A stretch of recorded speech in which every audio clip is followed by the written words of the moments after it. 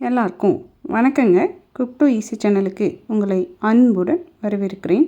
இன்றைக்கி குழந்தைங்களுக்கு ரொம்பவுமே விருப்பமான ஒயிட் சாஸ் பாஸ்தா எப்படி பண்ணுறதுன்னு பார்க்க போகிறோம். வாங்க எப்படி பண்ணலான்னு பார்க்கலாம்.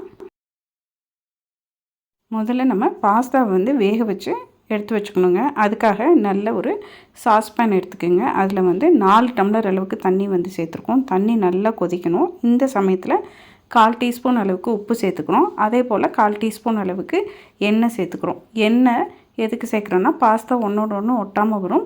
அதே போல் உப்பு கம்மியாக சேர்த்துக்குங்க. நம்ம சேர்க்கக்கூடிய எல்லா மசாலாலையும் உப்பு போட போகிறோம். அதனால் உப்பு கம்மியாக போட்டுக்குங்க.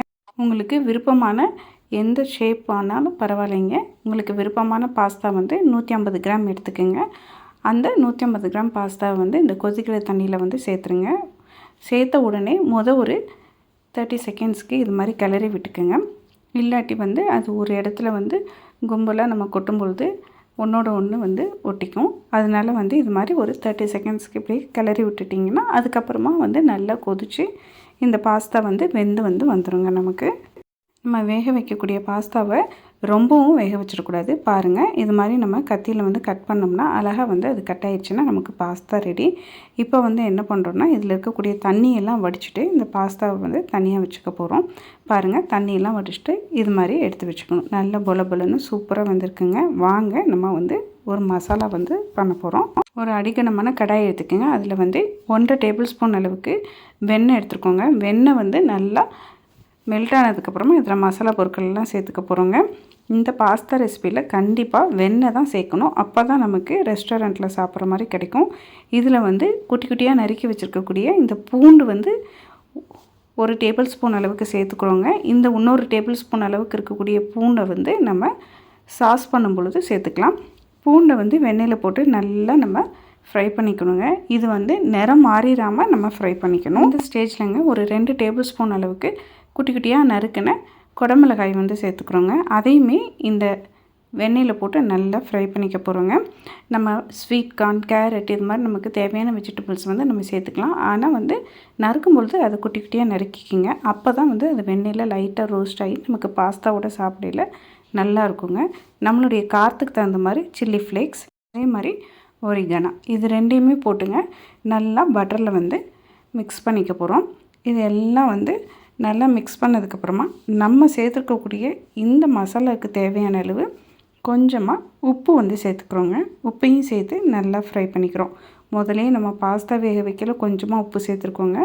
இப்போ இந்த மசாலாவுக்கு தேவையான அளவு உப்பு போட்டிருக்கோம். நம்ம திரும்பவுமே ஒயிட் சாஸ் பண்ணுவோம், அதுலேயுமே உப்பு சேர்ப்போம். இப்போ என்ன பண்ணுறோன்னா நம்ம வேக வச்சு எடுத்து வச்சுருக்கக்கூடிய இந்த பாஸ்தாவை ஃப்ரை பண்ணியிருக்கக்கூடிய இந்த மசாலாவில் சேர்த்துங்க. நல்லா மிக்ஸ் பண்ணி விட்ருங்க.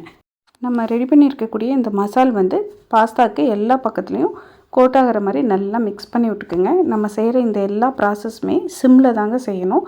அப்போ தான் நமக்கு நல்லா அந்த மசாலா பாஸ்தாவோட கோட்டாகி கிடைக்கும். பாருங்கள், சூப்பராக ரெடி ஆயிடுச்சு. இதை தனியாக எடுத்து வச்சுட்டுங்க நம்மளுடைய ஒயிட் சாஸ் ரெடி பண்ணிக்க போகிறோம். ரொம்ப சுலபமாக பண்ணிடலாங்க. அதுக்கு அடுப்பில் கடாய் வச்சுட்டு இதில் 3 டேபிள் ஸ்பூன் அளவுக்கு வெண்ணெய் சேர்த்துருக்கோம். கண்டிப்பாக பாஸ்தா வெண்ணெய் சேர்த்து தாங்க செய்ய முடியும்.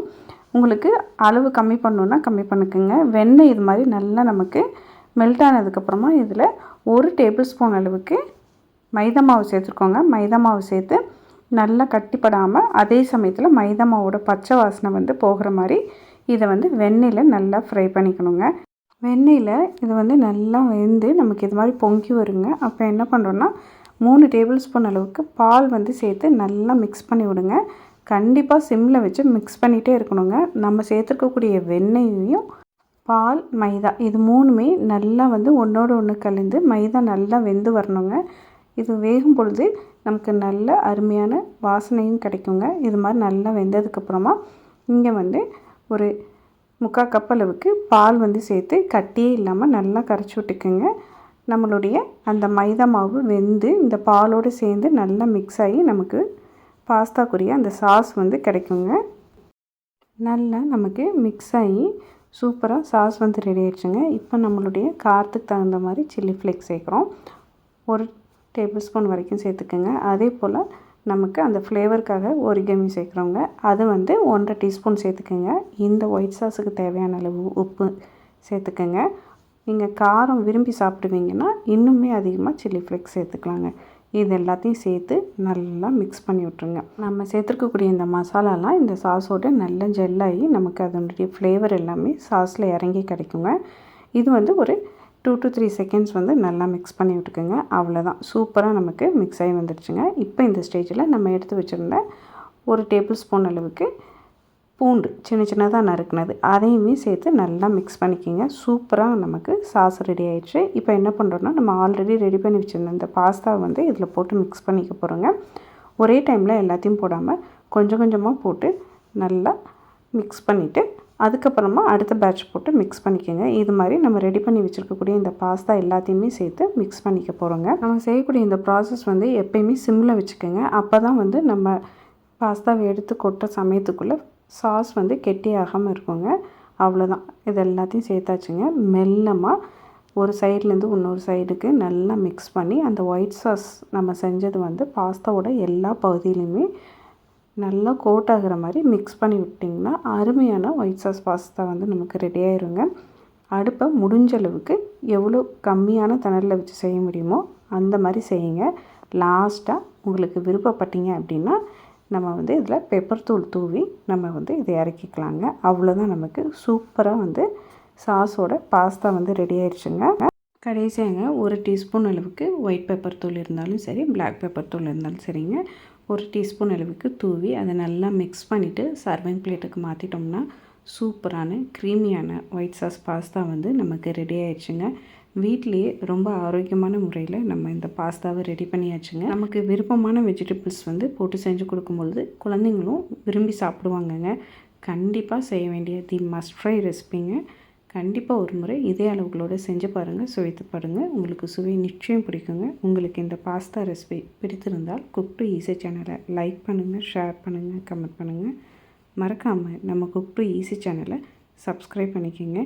எல்லாருக்கும் வணக்கங்க.